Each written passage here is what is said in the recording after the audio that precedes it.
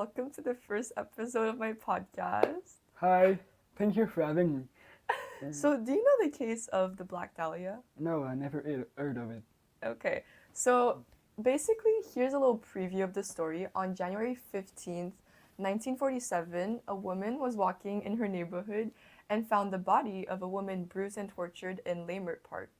This case would turn into one of the most famous unsolved mysteries of America, which is also known as the Black Dahlia case. To introduce you a little bit to who the victim was, her name was Elizabeth Short, but she was known as the Black Dahlia and was born on July 29th, 1924 in Hyde Park, Massachusetts, and was the third of 5 daughters in her family.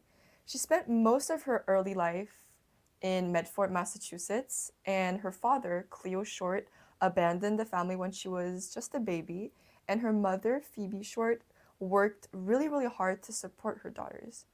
So here's a picture of her. That's the Black Dahlia. And she was described as beautiful, young, with dark hair, pale skin, and striking blue eyes. And her friends, her family, everyone she knew often noted her charm and elegance. And it's her aura and beauty that would turn into a blessing and a curse for her future self. So Elizabeth moved to California in her late teens because she really wanted to become a Hollywood actress. So she split her time between going from Massachusetts to Florida before settling in Los Angeles in 1946. When she lived there, she worked as a waitress and occasionally relied on the kindness of friends and people she knew for housing. So she lived in her friend's house. And despite her ambitions of becoming an actress, there are no evidence that Elizabeth ever landed a significant acting role. So, do you have any questions so far? So, our dad is dead or no? Her dad? We No. don't know if her dad's dead.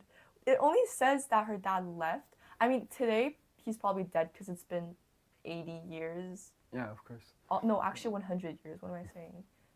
No, wait, yeah. It's been a long time. So I could assume that he's dead, but it only said that he abandoned her family when she was really young. So she leave her house to continue actor career. Yeah, she really wanted to become an actress, like a Hollywood But- actress. That's why she went to California. Because at that time, well, I mean, to this day, Hollywood is in California. So she went to California to become an actress. But there's no proof of her being an actress. No, because she never really she wasn't in any really famous movies, so no one really knew her. Oh, okay. Okay. Anyways, so to continue, Elizabeth was known to frequent nightclubs, bars in the Los Angeles area, particularly near Hollywood because she really wanted to become an actress. So while she had a really glamorous image, her life was reportedly marked by instability, financial hardship, so she was struggling, and an impermanent lifestyle. So she was always changing, switching around. She was promiscuous, so she was a prostitute, and she would, hang out with men and often stay with older men for money. So her actress career didn't let her have too much money, so Yeah. she prostituted herself. I mean, at the same time, she had a dream. She wanted to become an actress, but she never really landed any big roles. So that's why she was a waitress in like restaurants and also was a prostitute for extra money. So she was having a dream of being an actress, but Yeah. never very like. Yeah, exactly. Okay. So she was also known to frequent these places at a young age, even back in Massachusetts, so where she was living before. She was even arrested at the age of 17 for underage drinking. She was also romantically linked to multiple men, including servicemen, aspiring professionals, rich men mostly, but many of those connections were really short-lived.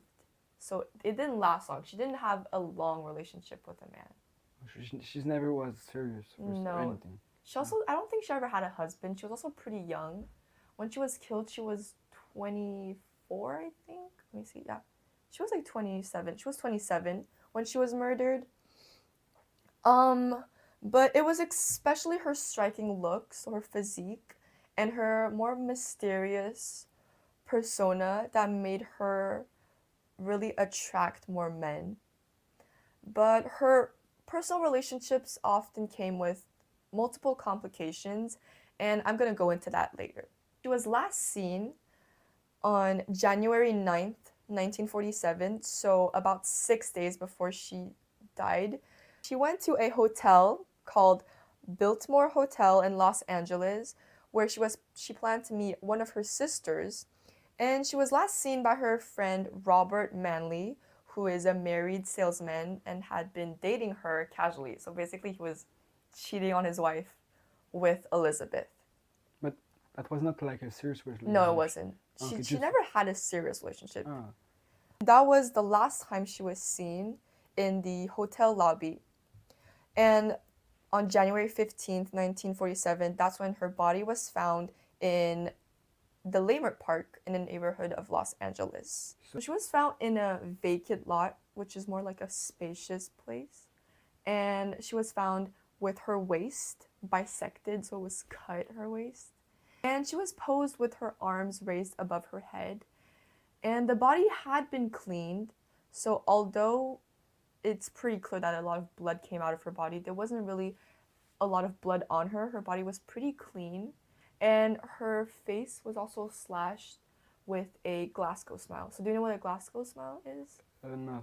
It's basically when someone cuts someone's face from ear to ear to make like a smile. So it's like pretty... We only see that like in horror movies. Yeah, in movies. Despite the shocking brutality and the media coverage, the killer's identity still remains unknown. There actually were multiple letters that were sent to the police, journals, and press. On top of the letters that were sent to the press and the police, there was also the personal belongings of Elizabeth, like her birth certificate, some pictures of her, some clothing, just a bunch of things that belonged to Elizabeth that were also sent to the police to scare them, to show that the killer did know her personally.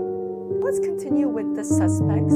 There are actually two main suspects in this case. First man is Dr. George Hodel, who is a Los Angeles physician, basically a doctor, whose son, Steve Hodel, accused him of the crime decades later. The son wrote a book saying that his father was the one who killed Elizabeth. But when you talk about like a relationship, yeah, like something serious, like just maybe like not sex? Serious. It was mostly like I said, Elizabeth was promiscuous, so she was a prostitute. So most of her relationships were for her work. So it was never anything real. She never had anything real with these men. It was mostly for their money. The second suspect is called Mark Hansen. He is a nightclub owner, and allegedly, Elizabeth used to go frequently to the nightclub that Hansen owned, and he also reportedly let her stay at his house multiple times, which means they had a pretty close relationship. They did have a short relationship at some point, but we're gonna get into that later on. So here are the descriptions of the suspect. So due to the lack of witnesses, the killer was assumed to be a male, and likely someone with a medical knowledge because of the precision of the cuts. So the cuts at her waist, it was really precise, and even the Glasgow smile that the killer cut on her face, it was made with like a really, really small knife. And the only one between the two suspects with a medical background is Dr. Hodel. Other clues that the police picked up was one, the handwritings. So like I mentioned previously, there were letters that were sent to the police that was signed as the Black Dahlia Avenger.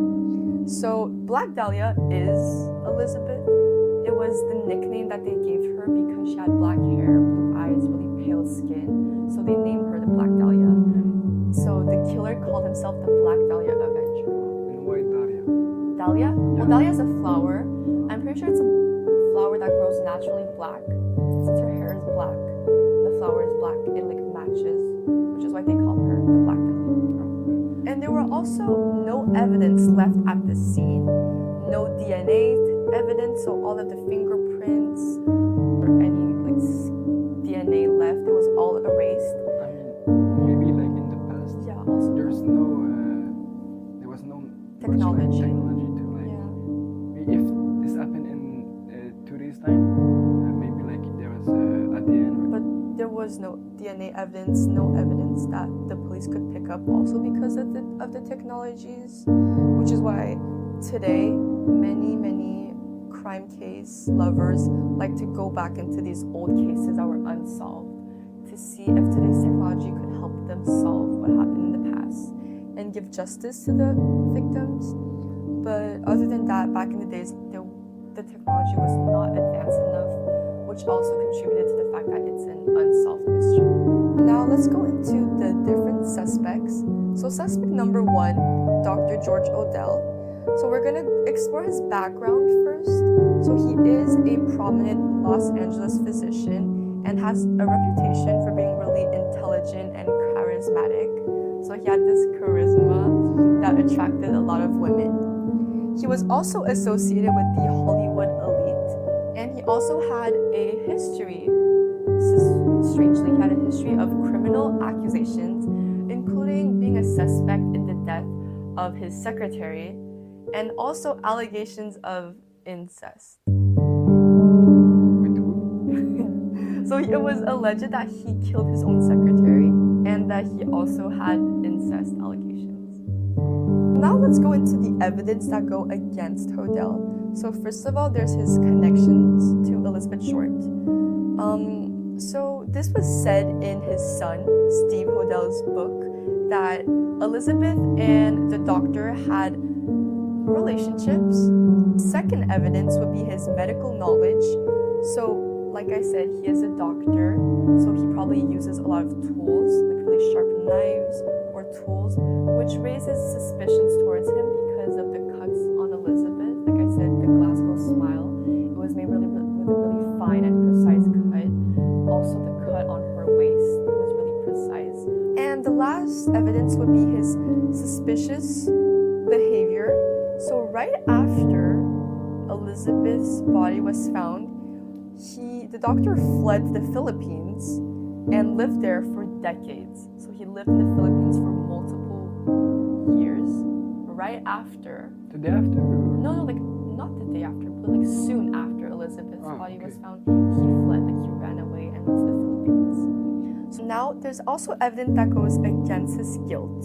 So first of all, there's the lack of direct evidence. So like I said, there's no physical evidence, no DNA, no fingerprints, nothing that could have led the suspicions towards him. So the case against Hodel relies heavily on the claims made by his son, Steve. And we are not sure if Steve had an ulterior motive to exposing his father. So we're not sure if Steve is telling the truth, which makes the police think that the doctor isn't a potential suspect. Let's go into the suspect number 2, Mark Hansen, who, like I said previously, is a Hollywood nightclub owner and a theater operator. So he would work in Hollywood. He also owned a nightclub that Elizabeth would frequently go to.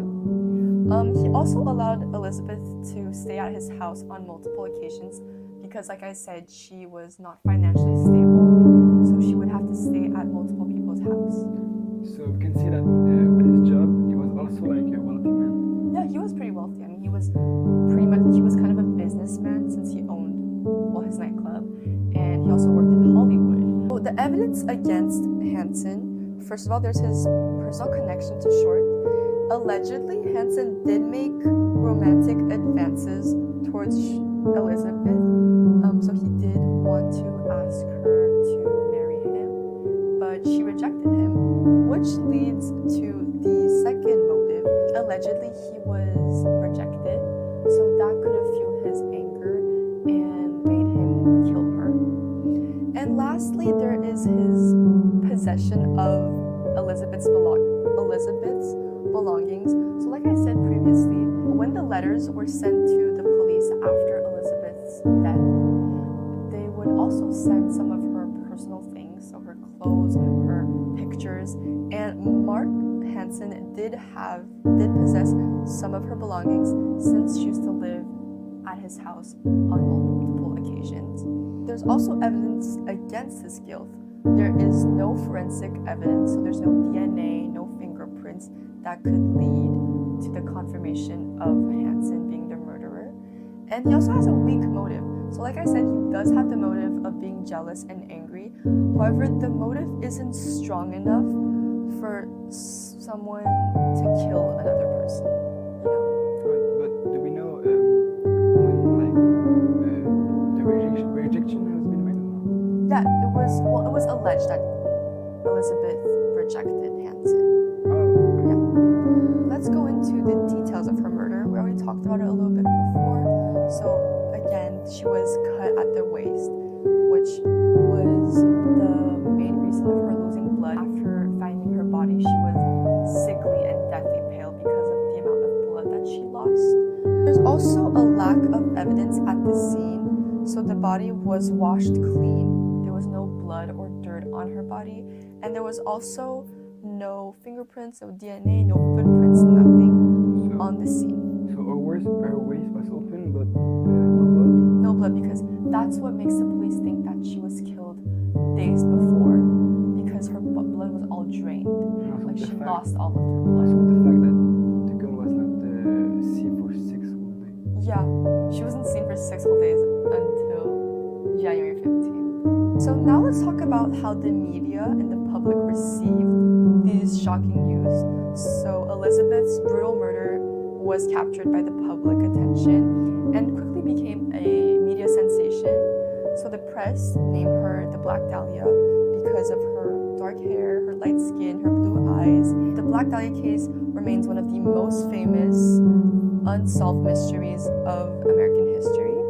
And despite the numerous suspects and theories that we will go into later on, no one has definitely been linked to Elizabeth's murder. So the actual murderer has not been found yet to this day. The case also serves as a reminder of the dangers that women had to face back in the 20th century. And her tragic story continues to fascinate and horrify the true crime lovers, which is why it is so popular and told by so many to this day.